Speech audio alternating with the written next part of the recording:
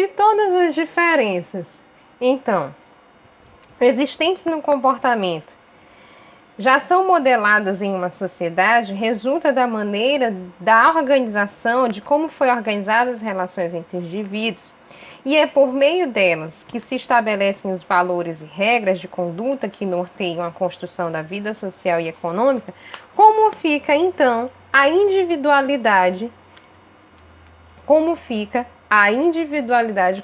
o indivíduo como é visto o indivíduo dentro da sociedade humana, como é visto dentro da organização social o indivíduo, se todas as relações já são pré-estabelecidas, como a individualidade fica. Haveria sempre um risco de um indivíduo perder sua liberdade, por exemplo, e autenticidade? Heidegger, filósofo alemão contemporâneo. Então, Martin Heidegger, filósofo alemão contemporâneo,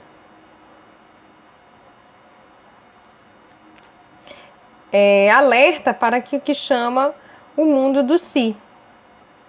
Heidegger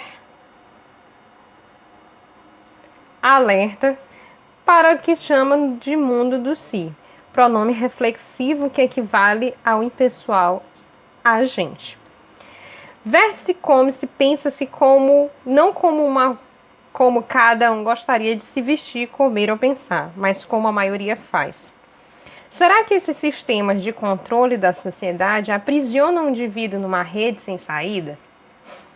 Entretanto, assim como a massificação decorre da aceitação sem crítica de valores impostos pelo grupo social, também é verdade que a vida autêntica nasce na sociedade e a partir dela.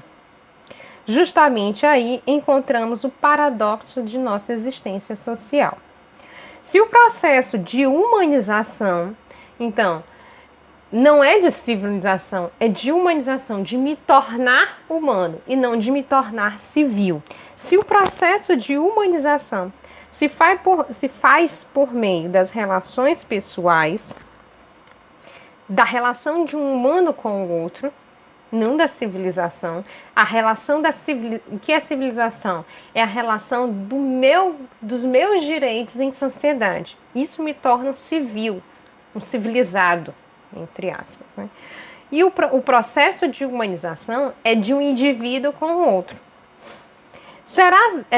Se o processo de humanização se faz por meio das relações pessoais, será dos impasses e confrontos surgidos nessas relações que a consciência de si poderá emergir lentamente. Então, nasce a autenticidade lentamente. A autenticidade do indivíduo aparece a partir da humanização, da relação de um indivíduo com o outro. O importante é manter viva a contradição fecunda de polos que se opõem, mas não se separam.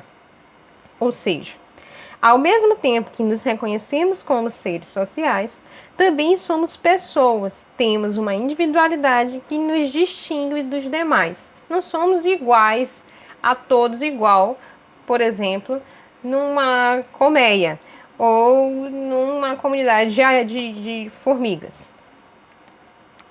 Vivemos, então, dentro desse processo de humanização, dentro de uma sociedade da informação. Hoje, nós vivemos dentro da sociedade chamada Sociedade da Informação.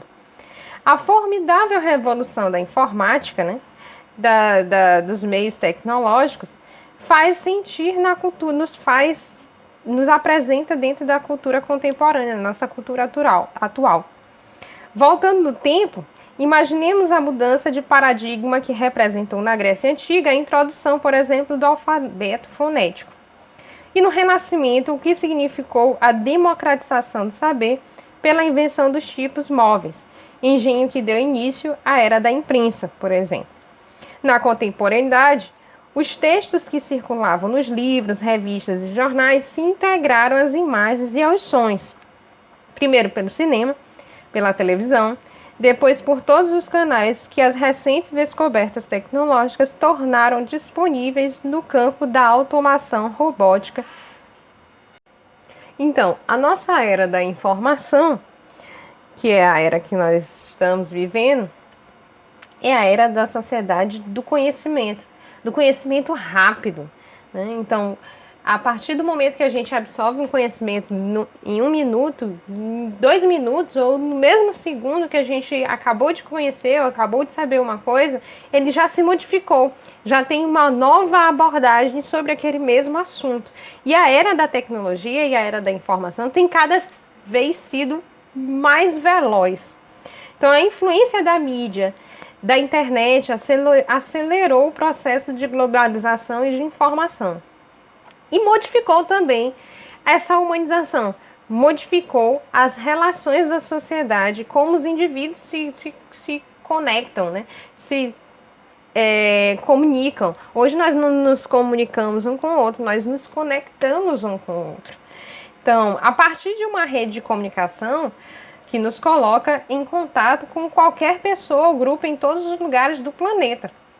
Então, observe, por exemplo, a rapidez de comunicação que representaram o rádio, o telégrafo, a televisão, em comparação com os computadores ou os smartphones pessoais hoje em dia.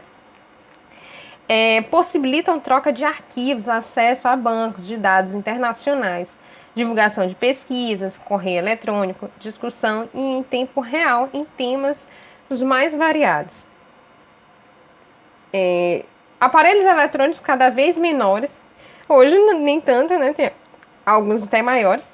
Menores não cessam de ser inventados, desde celulares com inúmeros recursos, além de funções originais, até as mais inovações, como os aparelhos smartphones que nós conhecemos hoje em dia, que fazem desde transações bancárias a vídeos, assistir filmes, a conversar com pessoas, a se conectar com o mundo inteiro. Então, a cultura vem se modificando ao longo do tempo. E ela tem se modificado cada vez mais rápido. A sociedade tem se modificado cada vez mais rápido. As relações com os indivíduos têm se transformado cada vez mais rápido em relação a outras épocas, por causa do advento da informação. Então, a cultura, nós podemos dizer que ela é uma construção humana. Então, essa sociedade da informação, ela faz parte da nossa cultura, que nós estamos construindo. E a cultura nada mais é do que construção humana, cultivo de relações humanas e produção de coisas humanas. Dentro dessa cultura e dentro dessa sociedade da informação, dentro dessa cultura enquanto construção humana, é necessário que possuímos uma coisa fundamental que já vinha sendo estudada ou que já era estudada desde os gregos, que é a ética. A ética para convivência entre os indivíduos. É necessário que haja uma ética, ou é necessário que haja valores, que exista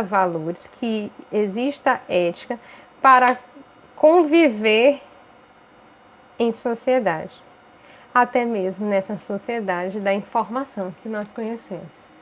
Então, para que a sociedade caminhe de uma forma harmoniosa, nem sempre tão harmoniosa como a gente já viu, mas na verdade, para que ela caminhe de forma harmoniosa, é necessário que exista ética. E essa ética, ela regulamenta ou ela torna melhor ou mais harmoniosa a convivência entre os pares, entre as pessoas que vivem em sociedade. Então, a civilização que nós vivemos parece não respeitar a lei fundamental que criou, que é a ética, que criou para existir. É proibido matar? Então, dos mandamentos ou uma das leis que nós criamos dentro dessa ética da convivência, dentro dessa construção cultural, dentro dessa cultura que nós vivemos, por exemplo, é proibido matar. Se existem práticas homicidas, os critérios de bondade e justiça não são cumpridos. Então, nós somos incapazes, às vezes, de cumprir com os próprios critérios que nós estabelecemos. Então, a ética, ela serve, o estudo da ética, e não só o estudo, mas a vivência da ética, serve para convivermos em sociedade e convivermos em sociedade, além de convivermos em sociedade, estabelecermos valores e cumprir esses valores culturalmente. Cumprir valores já estabelecidos dentro da nossa cultura. Então, a ética é necessária para o cumprimento ou para a harmonia dos humanos ou dos indivíduos dentro da própria cultura. Na próxima aula, nós continuamos ainda com as questões sobre ética.